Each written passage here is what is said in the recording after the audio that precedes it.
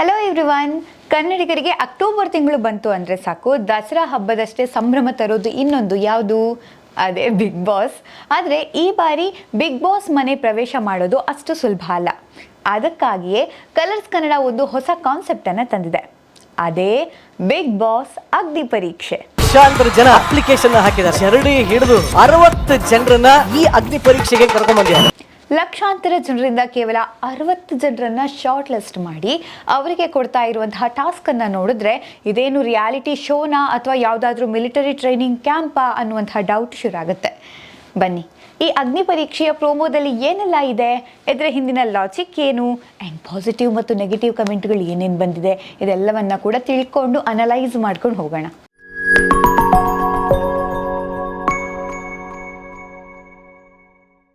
ಮೊದಲನೇದಾಗಿ ಈ ಟಾಸ್ಕ್ಗಳ ಬಗ್ಗೆ ಮಾತಾಡೋಣ. ಬಿಗ್ ಬಾಸ್ ಮನೆಗೆ ಹೋಗೋದು ಅಂದರೆ ಸಾಮಾನ್ಯ ಮಾತಲ್ಲ. ಆದರೆ ಪ್ರೋಮೋದಲ್ಲಿ ಕೆಲವು ದೃಶ್ಯಗಳು ನಮಗೆ ನಗು ತರಿಸುತ್ತವೆ. ಒಬ್ಬರ ಮುಖಕ್ಕೆ ಯಾವುದೋ ಫೇಸ್ ಪ್ಯಾಕ್ ಹಾಕೊಂಡು ನಿಂತಿದ್ದಾರೆ. ಇನ್ನಿಬ್ಬರು ವುಮೆನ್ ಕಂಟೆಸ್ಟೆಂಟ್ಸ್ನ ನೋಡಿದ್ರೆ ವಾಕರ್ಗೆ ಬರುವಂತಹ ಹಸಿರು ಜ್ಯೂಸನ್ನು ಕುಡಿತಾ ಇದ್ದಾರೆ.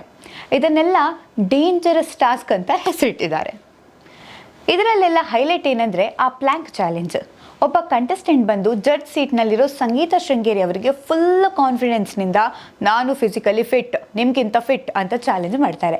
ಸರಿ ಅಂತ ಫ್ಲ್ಯಾಂಕ್ ಮಾಡಲು ಕೆಳಗೆ ಮಲಗಿದ ತಕ್ಷಣ ಕೇವಲ 5 ಸೆಕೆಂಡ್ಗೆ ಆ ಕಂಟೆಸ್ಟೆಂಟ್ ಕೈಕಾಲು ನಡ್ಗೋಕೆ ಶುರುವಾಗುತ್ತೆ. ಚಾಲೆಂಜ್ ಮಾಡೋಣ. ಸೋತ್ರೆ ಮನೆಗೆ ಹೋಗ್ತೀರಾ? ಕೈಯೆಲ್ಲ ಅಲ್ಲಾಡ್ತಾ ಇದೆ ಈಗಲೇ. ಮೇಡಮ್ ಊಟ ಮಾಡಲಿಲ್ಲ. ರೀಸನ್ ಕೇಳಿದ್ರೆ ಮೇಡಮ್ ಊಟ ಮಾಡಿಲ್ಲ ಅಂತಾರೆ. ಅಷ್ಟು ಬಿಲ್ಡಪ್ ಕೊಡೋಕೆ ಮುಂಚೆ 1 ಗ್ಲಾಸ್ ಗ್ಲೂಕೋಸ್ ಆದರೂ ಕುಡಿದು ಬರ್ಬೋದಿತ್ತಲ್ಲ ಅನ್ನೋದು ವೀಕ್ಷಕರ ಪ್ರಶ್ನೆ. ಹಾಗೆ ಇನ್ನೊಬ್ಬ ಕಂಟೆಸ್ಟೆಂಟ್ ನಾನು ಯಾರನ್ನು ಇಂಪ್ರೆಸ್ ಮಾಡೋದಕ್ಕೆ ಬಂದಿಲ್ಲ, ನಾನು ಹಿಂಗೆ ಅಂತ ಆಟಿಟ್ಯೂಡ್ ತೋರಿಸಿದಾಗ ಜಡ್ಜ್ಗಳು ಆಗಲ್ಲ ಅಂದ್ರೆ ಹೋಗ್ತಾ ಇರು ಅಂತ ನೇರವಾಗಿ ವಾಪಸ್ ಕಳಿಸ್ತಾರೆ. ಆಗಲ್ಲ ಅಂದ್ರೆ ಹೋಗ್ತಾ ಇರೋ.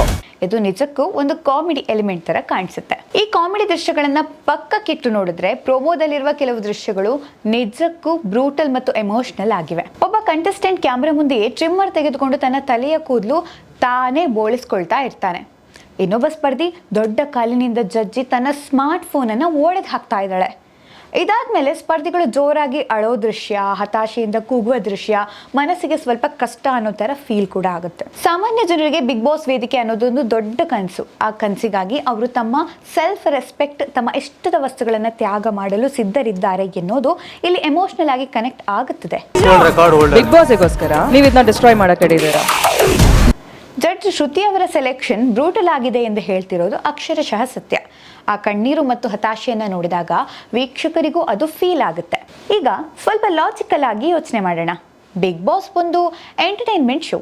ಅದರಲ್ಲಿ ಟಾಸ್ಕ್ಗಳು, ಮೈಂಡ್ ಗೇಮ್ಸ್ ಇರಬೇಕು ಸರಿ. ಆದರೆ ಸ್ವಂತ ಫೋನ್ ಹೊಡೆಯೋದು, ತಲೆ ಬೋಳ್ಸ್ಕೊಳ್ಳೋದು ಇಂತಹ ಎಕ್ಸ್ಟ್ರೀಮ್ ತ್ಯಾಗಗಳು ನಿಜಕ್ಕೂ ಬೇಕಿತ್ತಾ?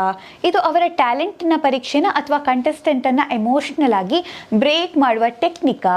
ಆ ಒಂದು ಫೋನ್ ಹೊಡೆದ ತಕ್ಷಣ ಅವರು ಬಿಗ್ ಬಾಸ್ ಮನೆಗೆ ಫಿಟ್ ಆಗ್ತಾರಾ? ಇದರ ಹಿಂದೆ ಇರುವಂತಹ ಲಾಜಿಕ್ ಏನು ಅನ್ನೋದು ವೀಕ್ಷಕರಿಗೆ ಇರುವಂತಹ ದೊಡ್ಡ ಪ್ರಶ್ನೆ. ಇನ್ನೊಂದು ಪಾಯಿಂಟ್ ಅಂದರೆ ಆ ಜಡ್ಜ್ಗಳ ಪ್ಯಾನೆಲ್. ಚಂದನ್ ಶೆಟ್ಟಿ, ವಿನಯ್ ಗೌಡ, ಶ್ರುತಿ, ಸಂಗೀತ ಇವರೆಲ್ಲರೂ ಬಿಗ್ ಬಾಸ್ ಮನೆಯಿಂದಲೇ ಬೆಳೆದು ಬಂದವರು. ಒಬ್ಬ ಸಾಮಾನ್ಯ ಕಂಟೆಸ್ಟೆಂಟ್ ನಾನು ಟಿಕೆಟ್ ಕೊಟ್ಟು ಪಿಕ್ಚರ್ ನೋಡ್ತೀನಿ, ಸೆಲೆಬ್ರಿಟಿಗಳು ಟಿಕೆಟ್ ತಗೊಂಡು ಪಿಕ್ಚರ್ ನೋಡಲ್ಲ ಅಂತ ವಾದ ಮಾಡಿದಾಗ ಅಲ್ಲಿ ಕೂಡ ಅವರು ಅವನಿಗೆ ಹರ್ಟ್ ಆಗೋ ಥರ ಮಾತಾಡ್ತಾರೆ. ಜೊತೆಗೆ ಗಿನ್ನೆಸ್ ರೆಕಾರ್ಡ್ ಸರ್ಟಿಫಿಕೇಟ್ ಹರಿದು ಹಾಕಲು ಇನ್ನೊಬ್ಬ ಕಂಟೆಸ್ಟೆಂಟ್ಗೂ ಹೇಳ್ತಾರೆ. ಇಲ್ಲಿ ಕಂಟೆಸ್ಟೆಂಟ್ ಮತ್ತು ಜಡ್ಜ್ಗಳ ನಡುವೆ ಒಂದು ಆಟಿಟ್ಯೂಡ್ ಕ್ಲಾಶ್ ಆಗ್ತಾ ಇದೆಯಾ, ಅಥವಾ ಕಂಟೆಸ್ಟೆಂಟ್ಸ್ ಮೇಲೆ ಬೇಕಂತಲೇ ಪ್ರೆಷರ್ ಹಾಕ್ತಾ ಇದ್ದಾರಾ? ಕಾಮನ್ ಮ್ಯಾನ್ ವರ್ಸಸ್ ಸೆಲೆಬ್ರಿಟಿ ಎಂಬ ಕ್ಲಾಸ್ ವಾರ್ ಕ್ರಿಯೇಟ್ ಮಾಡುವ ಪ್ರಯತ್ನ ಇದೆಯಾ ಎಂಬ ಅನುಮಾನ ಜನರಿಗೆ ಕಾಡ್ತಾ ಇರುವಂಥದ್ದು. ಈಗ ಇದೆಲ್ಲವನ್ನ ಗಮನಿಸಿದ ಮೇಲೆ ಈ ಅಗ್ನಿ ಪರೀಕ್ಷೆಯ ಪಾಸಿಟಿವ್ ಮತ್ತು ನೆಗೆಟಿವ್ ಅಂಶಗಳನ್ನು ನೋಡೋಣ. ಪಾಸಿಟಿವ್ ವಿಷಯ ಅಂದರೆ ಸಾಮಾನ್ಯ ಜನರಿಗೆ ಇದೊಂದು ಅದ್ಭುತ ವೇದಿಕೆ. ಯಾರು ಬೇಕಾದ್ರೂ ತಮ್ಮ ಟ್ಯಾಲೆಂಟ್ ಮತ್ತು ಗಟ್ಸ್ ತೋರಿಸಿ ಟಿವಿ ಪರದೆ ಮೇಲೆ ಬರಬಹುದು. 100 ದಿನ ಆ ಮನೆಯೊಳಗೆ ಸರ್ವೈವ್ ಆಗಬೇಕು ಅಂದರೆ ಮಾನಸಿಕವಾಗಿ ಎಷ್ಟು ಸ್ಟ್ರಾಂಗ್ ಇರಬೇಕು ಎಂದು ಈಗಲೇ ಟೆಸ್ಟ್ ಮಾಡ್ತಿರೋದು ಶೋ ದೃಷ್ಟಿಯಿಂದ ಒಳ್ಳೆಯ ಬೆಳವಣಿಗೆ. ಜೊತೆಗೆ ವೀಕ್ಷಕರಿಗೆ ಇದೊಂದು ಹೈ ವೋಲ್ಟೇಜ್ ಮನರಂಜನೆ ಕೊಡೋದಂತೂ ಪಕ್ಕ. ಆದರೆ ನೆಗೆಟಿವ್ ಅಂಶಗಳು ಕೇವಲ TRPಗಾಗಿ ಸ್ಪರ್ಧಿಗಳನ್ನ ಅತಿಯಾಗಿ ಹ್ಯುಮಿಲಿಯೇಟ್ ಮಾಡ್ತಾ ಇದ್ದಾರಾ ಅನಿಸ್ತಾ ಇದೆ.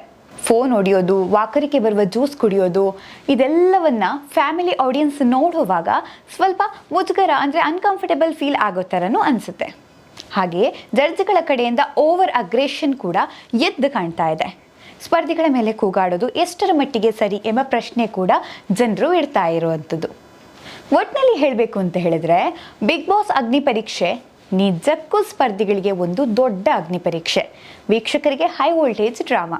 ಖಂಡಿತವಾಗಿಯೂ ಮುಂಬರುವ ದಿನಗಳಲ್ಲಿ ಇದು ಸೋಷಿಯಲ್ ಮೀಡಿಯಾದಲ್ಲಿ ದೊಡ್ಡ ಚರ್ಚೆಯನ್ನೇ ಹುಟ್ಟುಹಾಕಲಿದೆ. ವೀಕ್ಷಕರೇ, ಈ ಪ್ರೋಮೋ ನೋಡಿದ ಮೇಲೆ ನಿಮ್ಗೇನು ಅನ್ನಿಸ್ತು? ಫೋನ್ ಹೊಡೆಯೋ ಟಾಸ್ಕ್ ಬಗ್ಗೆ ನಿಮ್ಮ ಅಭಿಪ್ರಾಯ ಏನು?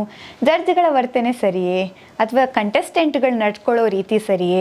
ಕಮೆಂಟ್ ಬಾಕ್ಸ್ನಲ್ಲಿ ನಿಮ್ಮ ಅನಿಸಿಕೆಗಳನ್ನು ಕಮೆಂಟ್ ಮಾಡ್ಕೊಳ್ಳಿ. ಆ್ಯಂಡ್ ಬಿಗ್ ಬಾಸ್ನ ಮುಂದಿನ ಅಪ್ಡೇಟ್ಗಾಗಿ ಈ ಮಾಯ ಚಾನಲನ್ನು ನೋಡ್ತಾ ಇರಿ. ನಮ್ಮ ಈ ಕಾಂಟೆಂಟ್ ಇಷ್ಟ ಆದರೆ ಲೈಕ್ ಮಾಡಿ, ಶೇರ್ ಮಾಡಿ, ಕಮೆಂಟ್ ಮಾಡಿ. Thank you.